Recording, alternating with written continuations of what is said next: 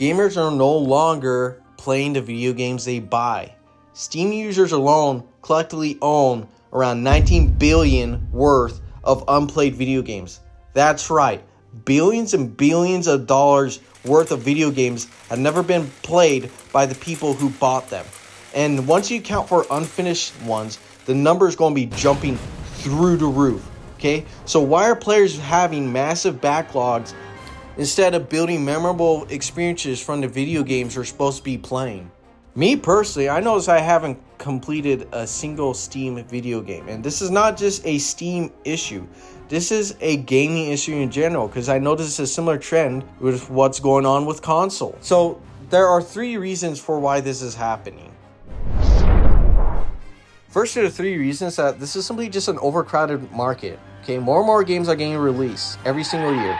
You have a similar trend on console going on with this, but on Steam alone, 18,000 video games have been released onto there. This year so far, 5,000 video games. That's a lot of video games. That gives players a massive amount of freedom to choose. However, this comes at a cost of choice paralysis, which makes finally getting around to that one game you have in the Steam library that you always wanted to get around to even harder, because you have so many video games in your library to choose between which to actually finally get around to. However, this is not alone to cause these massive backlogs. Okay, our medium Steam player, they buy between 4 to 5 games every single year. And when growing up, most games I was able to complete them in less than a single day. So something's been changing with gaming that also is helping creating these massive backlogs, which leads to the second reason. So the second reason is that gaming in general has changed, and especially the scope of video games, including the time to complete the story modes, from 10 to 30 hour video games at the AAA level to 50 to 100 plus hours. Like, I'm just going to say, as an adult, like, nobody has time for this stuff, okay? We don't need it. We don't need the price increases to get that kind of stuff. And we also don't need the infinite play time for investor metrics. And it feels like these video games, they don't really respect your time, especially the open world video games.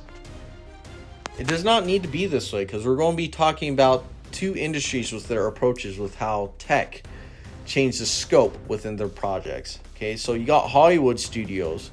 When the tech increase and when they increase the scope, they focus on increasing the quality of the time you do spend within that, okay?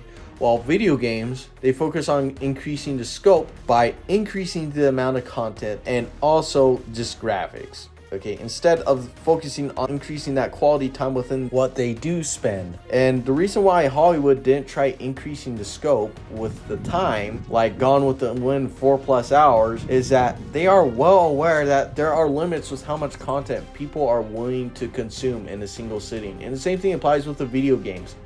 And I think video games within the 10 to 30 hour range are perfect, because it feels like it's just enough time so you can wrap things up, but also just enough time where you can feel involved and invested into it to get your money's worth with the $50 to $60 price tag. But the suits in video games, they don't realize that, and they're extremely disconnected from what players want. Video game graphics have peaked, so that already knocks out that kind of stuff. Players, they don't really want the increased scope. They want the lower cost savings from AI and mature game engine technology to pass on to the consumer. If there's anything we know from the Oblivion remake, where it's remade in Unreal Engine, is we know that this is exactly what the players want. Increasing the quality within the same project or scope. It's all the players need. They much rather have price decreases than increases, especially after inflation whipping many people's butts, okay? And Hollywood and video games, they're luxuries. Hollywood's aware of that, but video games, they are not. This is why I got really annoyed when I heard they're making Mario open world with price increases. Sure, it's a cool technical feat, but most of the time developers, they don't really implement it well, and sometimes it can make a game feel more overwhelming to the point where you just don't even get started with it. There are a couple of reasons why the video game industry did this instead of following track with what Hollywood did. So the first reason, it's partly to blame on gamers with the increased scope, because they wanted to demand bigger video games and exploration. All I can say, it's a very difficult job for a game developer to balance between falling with what gamers actually want, because what they say is not always what they want. Just with the example here with demanding increased scope of a video games. Okay, the casual gamers, the ones who actually make you money, they are not as loud as these people that are very sweaty, that are demanding these increased scopes. It's very difficult, but it's in a skill in itself just to read the watch what I do but not what I say kind of thing. Okay, because that's just consumers in general, where they do a very bad job at telling you what they want. But it's your job, as in the entrepreneurial world or the business world, to be able to recognize, okay, this is what players will actually want, okay, and this is something that they actually follow through with. And another reason for this is also AAA trying to compete with indie game studios. The increased accessibility of developing video games, it came with a good benefit with indie game studios, like increasing the quality with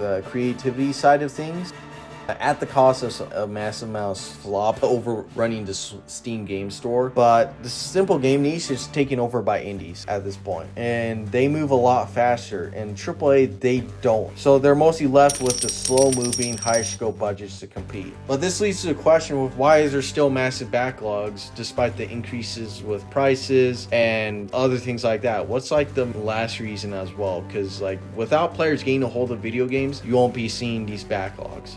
This leads into the third reason. The third and last one, which I would say is kind of like the grease in the oil, okay, even bigger than the last one, is the PC ecosystem. It encourages backlogs. So first, you got Steam sales. Okay, there's regular sales events on Steam where they do massive discounts. That way players can go in and buy games. It makes it so that players can play a ton of games if they wanted to. But despite that, players still have limited time that these video games have to compete for with the player to get them interested in actually sitting down and actually playing through it. And then there's also subscription services like Xbox Game Pass and PS Plus, which also adds even more to the backlogs with these video games. And these are designed with one purpose in mind: throw as many games at you to consume, and also to give them recurring revenue. Because although Steam sales may not be a subscription, but it has essentially the same effect with the Steam sales, with the games being so cheap and making it seem like you're getting such a good deal by buying the game now, which at least in my opinion is more frequent than a subscription that game companies and also streaming services should be writing notes of, instead of doing the complete opposite with increasing subscription prices. So just to wrap it all up, I'm just going to tell you straight up with what casual gamers want. The one who actually makes these game studios money.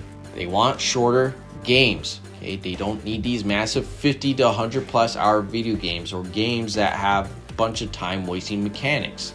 All right, and they want games they can actually finish and share joyful memories together of completing that same final boss.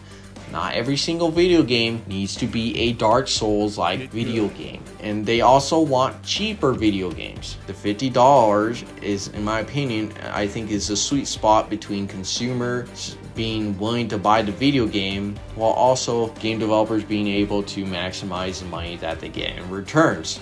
Okay, because 2 players is $100 versus cutting out that 1 player that is $70. All right. And I think in general, game developers, they also need to stop appealing to sweaty gamers. Okay, these are the esports folks, the influencers type of folks, people who make a living off of playing video games.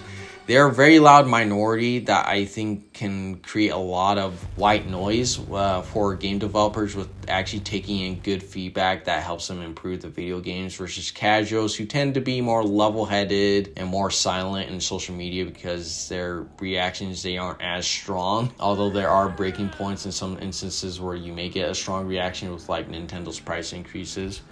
But outside of that, that's as far as the video, and don't forget to like the video.